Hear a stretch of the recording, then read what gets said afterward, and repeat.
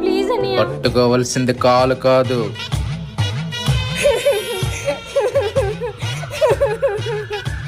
వస్తే ఆగు.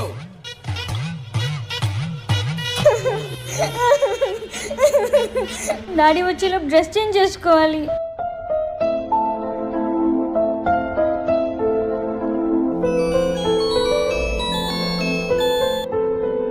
హలో, ఎవరు? ఏంటే వెళ్ళిపోయావు? మా అమ్మ నెంబర్ నీకెలా తెలిసింది? మీ ఫ్యామిలీ డీటెయిల్స్ మొత్తం నాకు తెలుసు.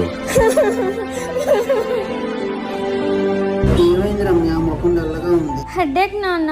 నాన్న అంటే భయం అనుకుంటా. రేపు సివిల్ డ్రెస్ వేసుకునిరా, బయటికి వెళ్దాం. ఇదంతా కలయి ఉంటే బాగుండు.